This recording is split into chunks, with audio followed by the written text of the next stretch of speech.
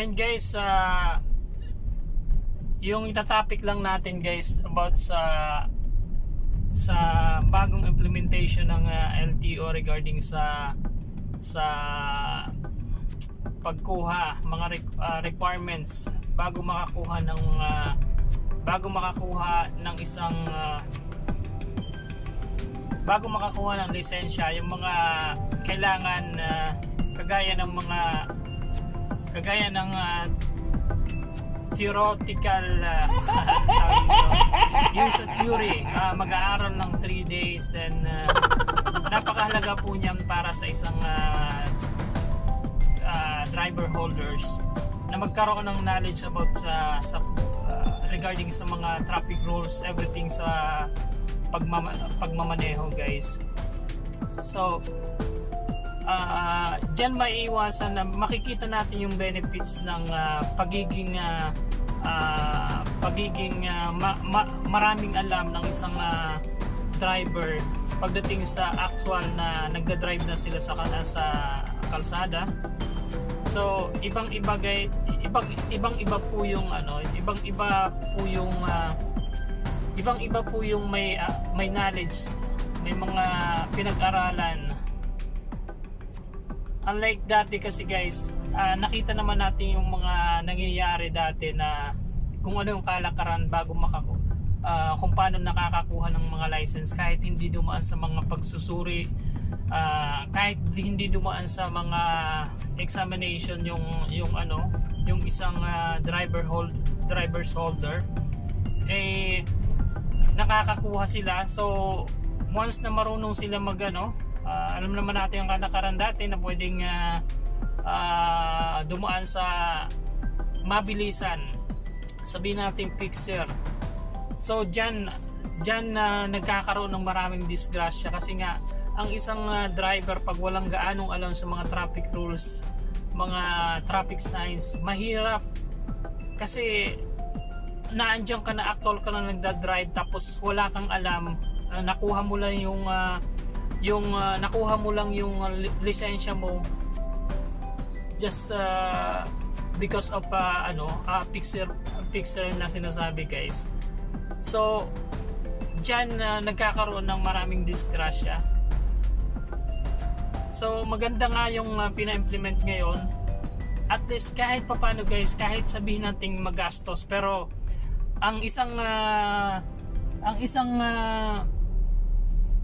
tao pagka dumaan sa, halimbawa nahirapan sa pagkuha ng lisensya, gumastos, manghihinayang para ito isa walang bahala para mag-commit ng mga violation, lalo na yung mga dangerous na sa mga driving. So i-compare natin dito sa Hong Kong bilang driver. So dito napakababa ng rate ng mga accidents kasi nga alam yung pagbibigayan, alam mo yung may mga disiplina yung mga driver dito. Sa nasabi kong vlog before, makikita nyo yun guys, na parang inaano ko na sana magkaroon ng ganitong implementation regarding sa pagkukuha ng license sa ating bansa. So ngayon guys, nangyari na nga. So siguro yung iba magdi-disagree sa mga ganitong pero nakita ko sa Pinos guys na maraming nag-a-agree kasi nga maiiwasan talaga yung mababawasan yung mga accident natin dyan sa Pilipinas.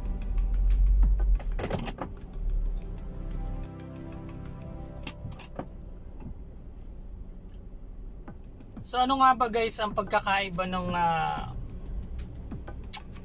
sabihin na natin guys na kung dati-rati konti yung ginagastos natin, tapos nakakakuha na tayo ng lisensya.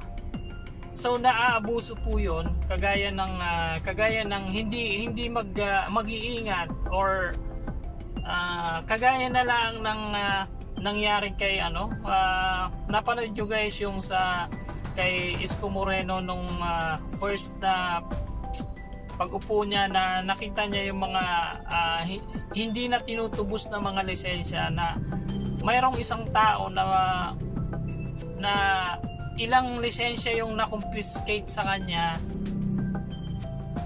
Binilang sobrang dami guys ng sobrang dami ng lisensya niya. So ganun kadaling ibigay yung lisensya dahil nga madali lang naman makakuha, unlike sa magbayad ka ng violation eh. So dyan nyo makikita guys na easy lang gumawa ng violation kasi nga hindi mahirap ang pagkuha ng lisensya. So ngayon sa paghihigpit ng pamahalaan na higpitan, bigyan ng gagastos ka para pahalagan mo ito. Yun yung point dun guys, at saka magkaroon ng disiplina yung bawat drivers holders sa Pilipinas. So yan ang kaibahan guys ng kung dati-rati napakadali lang kumuha. So yung iba instead na tubusin, kukuha na lang ng panibagong lisensya. So dyan yung makikita guys na kaya may maraming mga barumbadong mga driver kasi nga wala silang pakialam eh. Kumbaga kahit i-confiscate man nila yung lisensya nila, anytime pwede silang makakuha ng mabilisan. So ngayon kumbaga proseso talaga ngayon ang pagkuha, which is kailangan mong mag-aral ng 3 days. So kailangan mo muna mag-aral ng 3 days by theory. So mayroon pang mga actuals. So maganda po yan, napakaganda po yan, pina-implement na yan. Kagaya dito sa Hong Kong guys, hindi ka makakakuha ng lisensya hanggat hindi ka muna nakakapasa sa written exam na tinatawag. Parang yung sa theory din po yan, bibigyan ka rito ng reviewer, and then after 2 months pwede ka na may schedule ka na yung for examination. Pag nakapasa ka, pwede ka na mag-apply ng for driving lesson. After 3 months pwede ka nang i-schedule yan, depende sa instructor kung pwede ka nang i-schedule for actual exam ng driving. So napakaganda po niyan guys kasi nga magkakaroon ng disiplina ang bawat Pilipinong driver sa Pilipinas. Wala nang mga barumbado na kayang ipahamak ang kanilang lisensya kapalit ng mga violation nila. Kasi nga manghihinayang na sila guys sa mga ginastos nila. So yun ang dyan yung makikita guys yung pahahalagahan nila bilang isang driver ang kanilang mga lisensya. So dyan na rin maiiwasan yung mga sa fixer. Maiiwasan na yung mga ganong fixer kasi nga dadaan talaga sa proseso. So napakaganda po nitong pina-implement ng LTO, ng government, na gayahin ang style dito sa Hong Kong o kahit sa ibang bansa na mahigpit pagdating sa mga ganitong privilege regarding sa driver license ng bawat Pilipino. So ayan, sumasaludo kami sa magandang pina-implementa ng pamahalaan regarding sa pagkuha ng driver license ngayon.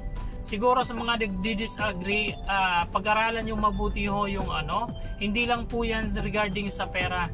Kung hindi, syempre kailangan ng proseso, kailangan ng dumaan sa proseso at saka yung sa driving lesson. So talagang gagastos tayo para makita natin na talagang sapat ang kaalaman bago bigyan ng lisensya ang isang driver holders guys. Kasi nga makikita natin maobserbahan natin dati guys na kahit hindi ka pa marunong mag-drive, kasi nga walang actual driving, basta mayroon kang alam niyo yun, mayroon kang madaling kumuha. Alam naman natin ang kalakaran natin sa pagkuha ng lisensya. mayroon ka lang bayarang na tao, makukuha mo na yung lisensya mo. So ang magiging kapalit niyan guys, walang kaalam-alam regarding sa mga traffic sign, traffic rules pagdating sa kalsada. Diyan na nagkakaroon ng mga aksidente. So dito guys, makikita natin yung pagkakaiba niyan after a year. Makikita natin yung difference aksidente. Bilang ng mga aksidente na mababawasan, sabihin na natin mababawasan ng malaki dahil nga sa sapat ang kaalaman ng isang nagmamaneho sa kalsada. Mayroon silang alinlangan na makumpiskate yung kanilang mga lisensya. So kung ikaw ay nagtatrabaho, yan ang hanap buhay mo, talagang pahahalagahan mo, mag-iingat ka sa mga violation mo. So dito natin guys masusubukan, or dito natin makikita guys na talagang ang isang driver talagang susundin ng mga disiplina sa kalsada. Dahil nga ikaw ba naman guys, dumaan ka sa mga bago mo makuha yung iyong lisensya, gumastos ka, nag-spend ka ng how many days, how many sa pag-training mo. So yan, isa yan sa mga dahilan na napahahalagahan talaga ng isang driver holders ang kanyang lisensya, na alagaan niya na hindi mawala sa kanya. At maiiwasan na rin natin ang pagdami ng mga fixer. Yung mga fixer na guys, maiiwasan na yan. Kaya ayan, pasalamat tayo sa mga nakaisip mag-implement. So kagaya ng sinabi ko dati sa vlog ko na sana magkaroon ng ganitong implementation regarding sa pagkuha, kasi nga sobrang luwag sa atin pagdating sa yung dating mga nakalipas na taon. Ngayon lang nagkaroon sila ng idea kung paano mawala yung mga fixer. Kasi nga guys, sa unang pala, ang kailangan mo nang dumaan sa theoretical examination. So mag-expend ka kaagad doon ng 3 days. Mababawasan at mababawasan talaga. I-compare nyo dito guys sa Hong Kong, napakababa ng bilang ng mga aksidente rito dahil nga may mga disiplina. Yung sa mga nagdi-disagree regarding dyan sa pina-implement, or alam ko naman marami ang nag-a-agree, isa ako dun sa mga nag-a-agree guys, dahil nga nakikita ko rito yung disiplina is nakikita ko pag hinigpitan at saka dumaan sa proseso ang pagbibigay ng lisensya ng bawat isang driver guys is pahahalagan ng isang driver holders yung kanyang lisensya.